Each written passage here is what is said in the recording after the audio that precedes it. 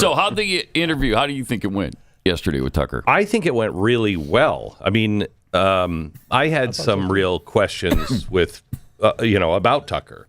You know, he writes to me. In fact, let me see if I have the text. When he gets over there, he texts me.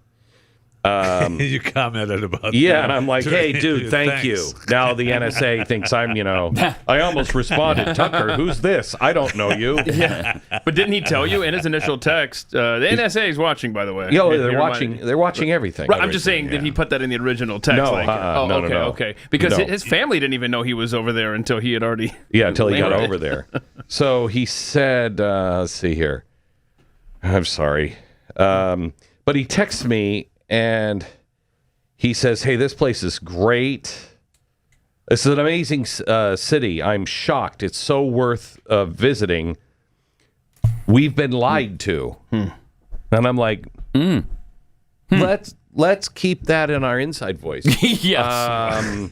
He said... but he just means that it's not in ruins from all the sanctions and everything, right? Well, he was very complimentary about Russia. So people are attacking him because of what he said is, I mean, this is so frustrating with the media because he got very upset because I pushed him and pushed him and pushed him. Mm-hmm. And he said, it all makes sense. And I haven't written to him, but I want to talk to him in person.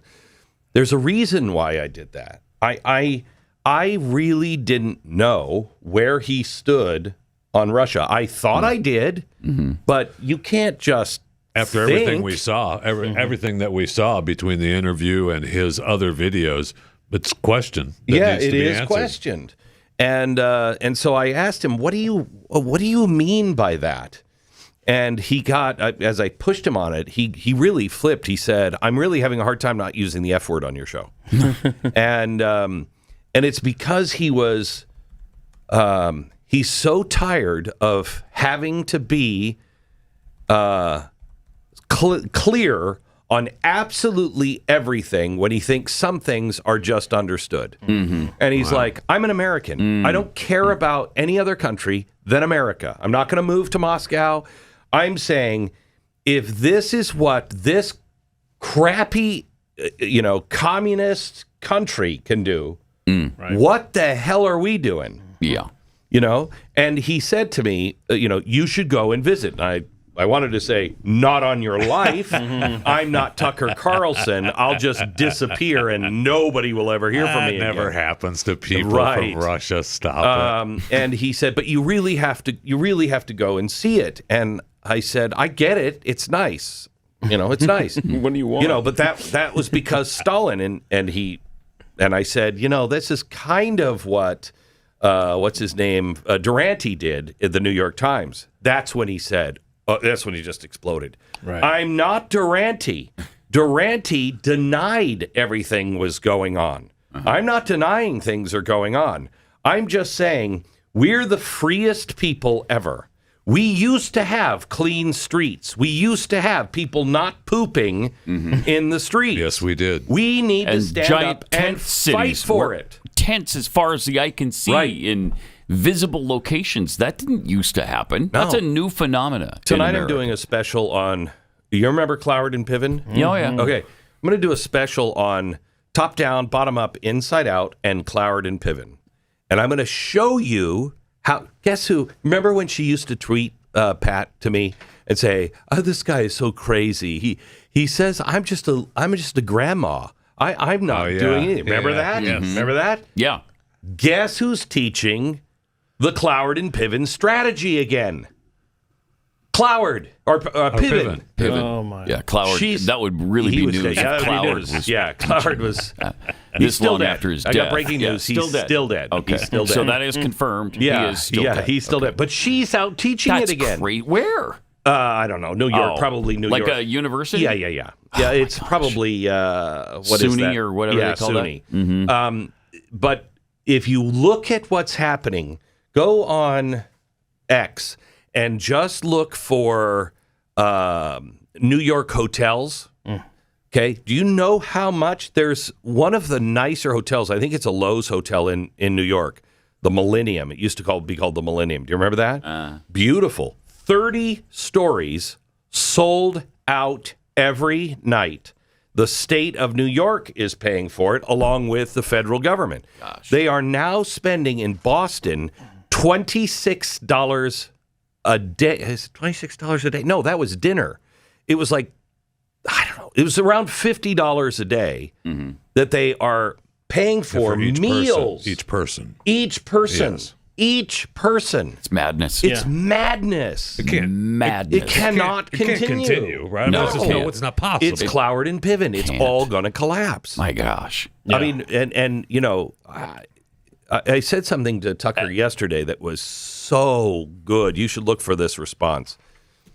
I said, how I don't understand you. I said, I grew up working class, so I appreciate the working class and I can relate to it.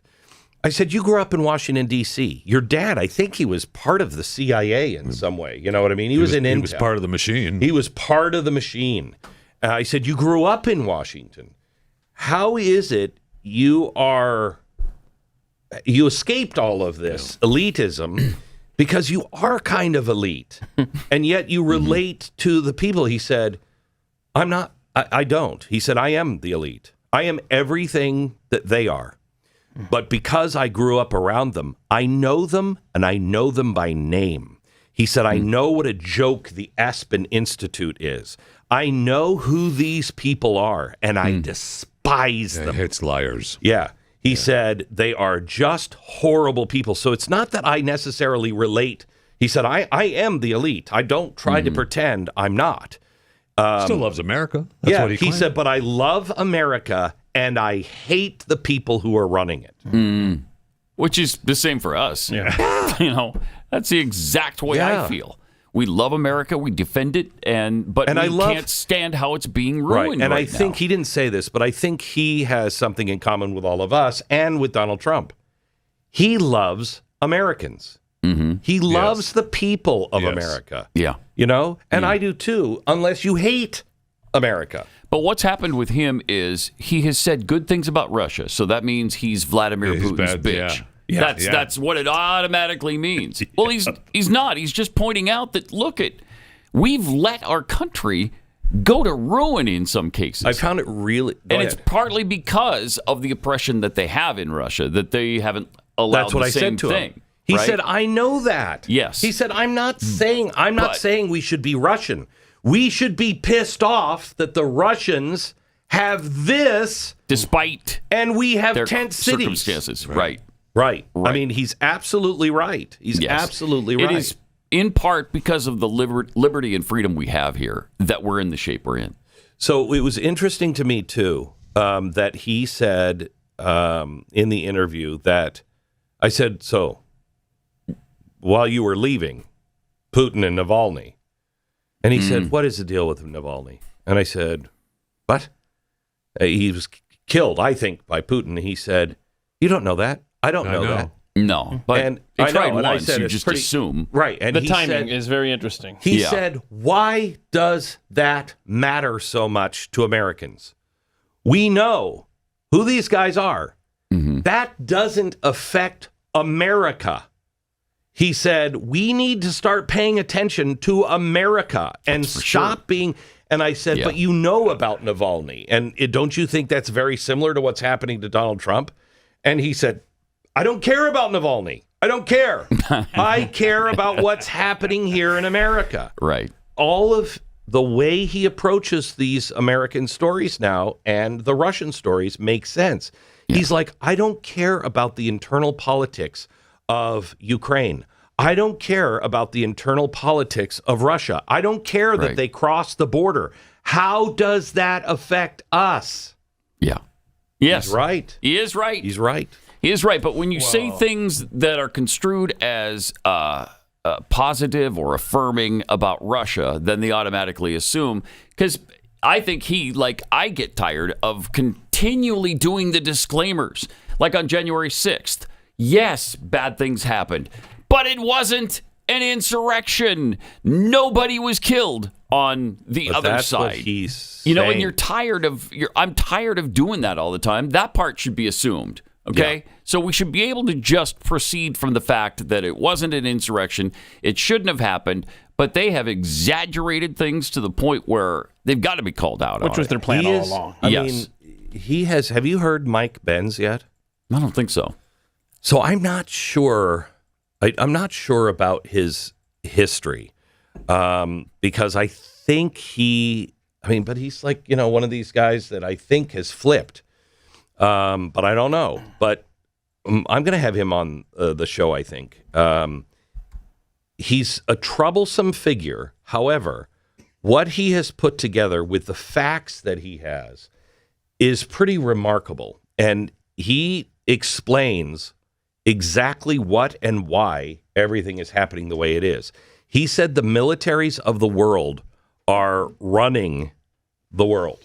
I mean, we see that. Right. He said the intelligence and defense department of the Western world, he said when they realized... People we have in charge, that should scare us even more. Oh, yeah. When they realized that the Arab Spring could happen, and they encouraged it to happen. Remember this? I said, and remember they stopped, in Iran, X was told by the State Department, don't shut down. Don't shut down for your usual maintenance. Keep it open. Remember that? Mm-hmm. So we encouraged all of these things, and with State Department money, we helped flip these countries, okay? Sure.